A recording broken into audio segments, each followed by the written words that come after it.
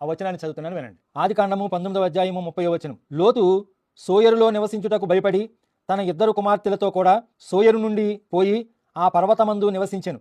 అతడును అతని 2 కుమార్తెలును ఒక గృహలో నివసించిరి. ఎక్కడికి వెళ్ళిపోయారు? ఒక గృహలో నివసించడానికి వెళ్ళిపోయారు. అక్కడ వచ్చింది లోతు కూతుళ్ళిద్దరికి ఒక పనికి మాలిన ఆలోచన. అలాంటి పనికి మాలిన ఆలోచన కూతుళ్ళు కొత్తదని యెహోవాకు తెలుసు, అన్నీ తెలుసు కదా అతనికి. నాకు తెలియదు ఏమీ లేదంటాడు, నాకు అసాధ్యమైంది ఏదైనా కలదా అంటాడు, నా కళ్ళు అన్నీ చూస్తున్నాయి అంటాడు, నా చెవులు వింటున్నాయి, నా ముక్కు వాసన చూస్తుంది, నా నోరు మాట్లాడుతుంది, నా పాదాలు నడుస్తున్నాయి, నాకు వీపు ఉన్నది, ఎన్ని యెహోవాకు అన్ని అవయవాలు ఉన్నాయి కదా. ఈ గృహలో వీళ్ళు నివసిస్తా ఉన్నారనమాట. ఎవరో లోతుని లోతు కూతుళ్ళుని. ఇప్పుడు వాళ్ళ అక్క చెల్లెళ్ళిద్దరికే పనికిమాలిన ఆలోచన ఏమొచ్చిందో చదువుతున్నాను వినండి. ఆదికాండము 19వ అధ్యాయం 31వ వచనం. అట్లుండగా అక్క తన చెల్లెలతో, మన తండ్రి ముసలివాడు, సర్వలోక మర్యాద చొప్పున మనతో పోవుటకు లోకములో ఏ పురుషుడును లేడు. ఏమనుకుంటున్నారు వీళ్ళు? ఈ లోకంలో ఎవరో లేరు, ఏ పురుషుడు లేడు, లోకంలో పోవడానికి మనము, మన తండ్రి ఏమో ముసలుడు అని వీళ్ళిద్దరూ మాట్లాడుకుంటున్నారు. అలాంటప్పుడన్నా ఓ పనికిమాలి ఉండాలారా?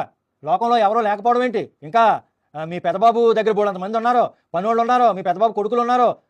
పెద్దబాబు కొడుకుని చేసుకోవడం, అన్నని చెల్లెని చేసుకోవడం, చెల్లెని అన్నగారు చేసుకోవడం ఈ పుస్తకం దేవుడు సాంప్రదాయమే కదా. చాలా మంది పనోళ్ళు ఉన్నారు, బోడంత మంది ఉన్నారు, మంచి మంచి వత్తాదులు ఉన్నారు.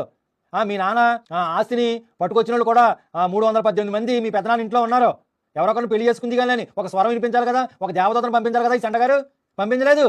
వాళ్ళిద్దరూ ఆలోచన చేస్తూ ఉంటే ఎర్రి పుష్పంలాగా అలా చూస్తూ ఉన్నాడు అనమాట ఆకాశం నుంచి. సామెతల గ్రంథము 15వ అధ్యాయం 3వ వచనంలో నేను అన్ని చూస్తున్నాను అన్నాడు కదా, అలా చూస్తా అలా ఉన్నాడు అనమాట. ఈ 2 కూతుళ్ళు ఏం చేశారు? ఫుల్గా మందు పట్టించారు. ఎవరికై?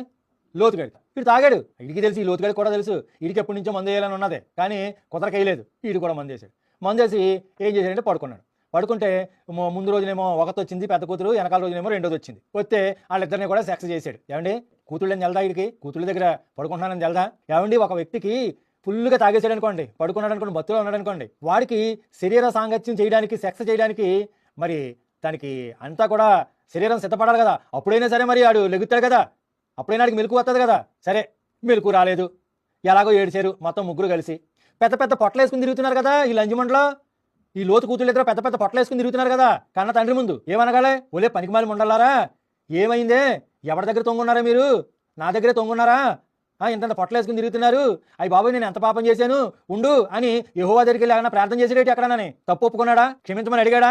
ఈ సొద్దపోస గారు, బైబిల్ దేవుడు సొద్దపోస గారు, ఈ యెహోవా నీతిమంతుడైన లోతు అని రాయించేశాడు పేతురు పత్రికలో.